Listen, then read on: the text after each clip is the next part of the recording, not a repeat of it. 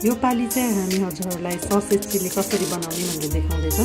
यसको लागि हामीलाई चाहिने मेन इन्ग्रिडियन्ट्सहरू रहेको छ चिकन ससेज, अनि त्यसपछि टमाटो भयो, अनि त्यसपछि काटेर राखेको धेरै मसिनो नगरोस् ठिक्क सेपको प्याज, अनि अलिकति क्याप्सिकम, हरियो क्याप्सिकम, अनि यो चाहिँ हामीले लिएको छौँ टमाटो सस र सोया ससको मिक्सचर। हामीलाई चाहिने भनेको हजुर लसुन अदुवाको पेस्ट युज गर्दा नि हुन्छ। मैले चाहिँ लसुन र उसलाई ग्रेट गरेर लिएको छु जिन्जरलाई, अनि थोरै खुर्सानी। म चाहिँ खासै धेरै पिरो नखाने भएकोले खुर्सानी थोरै लिएको छु।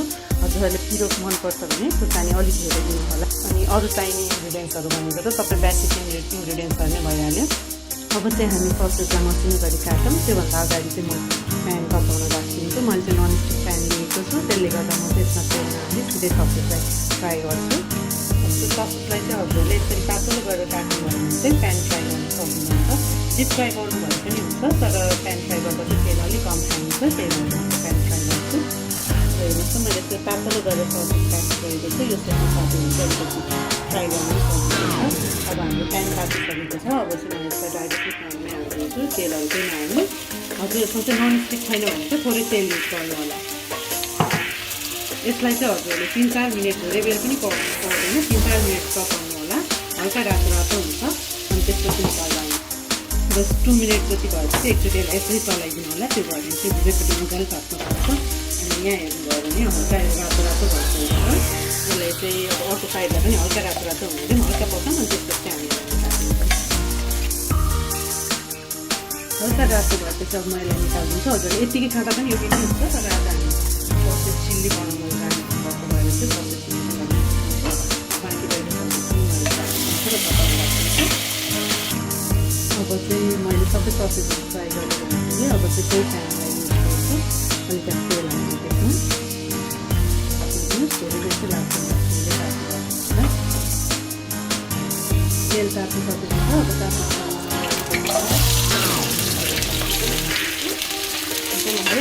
2 मिनट जति चलाउनु होला। 2 मिनट जति यसलाई अलिक मजाले चलाउनु होला।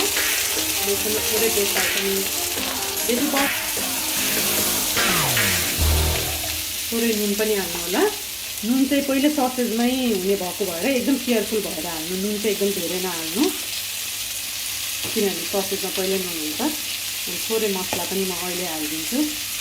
मसला खासै चाहिँदैन भन्यो भने ससेज चिल्लीलाई हल्का त्यही पनि। अब 2 मिनट जति पछि मैले अब अलिकति अहिलेको मैले ग्रेट गरेर राखेको लसुन अदुवाको धुलो अनि खुर्सानी सबै हालेर फेरि 2 मिनट जति चलाइदिन्छु। 2 मिनट पनि पर्दैन, 1 मिनट जति मात्र गर्नुभए पनि हुन्छ। अब 2 मिनट भयो, हल्का यो रातो रातो पनि भइसक्यो।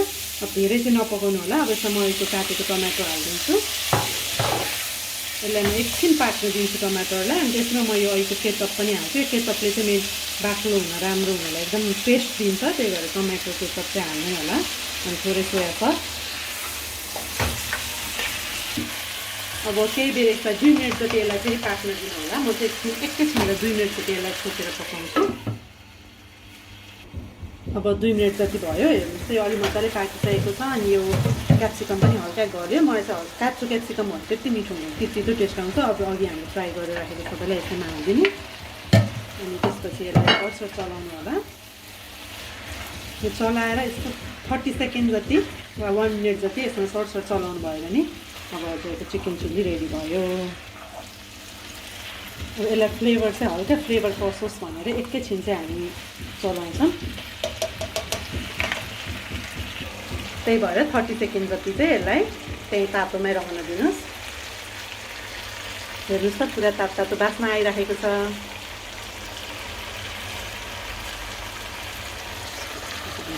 यो अब 30 सेकेन्ड जति हामीले राखेर चलायौँ। अब यो रेडी भयो। मैले चाहिँ यसलाई निभाइदिएँ। र हेर्नुहोस् हाम्रो ससेज चिल्ली आफै घरमा बनाउने एकदम सजिलो पनि छ र एकैछिनमा धेरै टाइम पनि लाग्दैन, 10 मिनट्स जति मात्रै हो। ल हाम्रो ससेज चिल्ली रेडी भएको छ। हजुरहरूले यसलाई चाहिँ खानासँग खाँदा पनि हुन्छ, मनपर्छ भने चिउरा थोरै लिएर खानुभयो नि भयो, नभए रोटीसँग खाँदा पनि मिठै हुन्छ। केही छैन भने ससेज मात्र खाए पनि मिठो नै हुन्छ।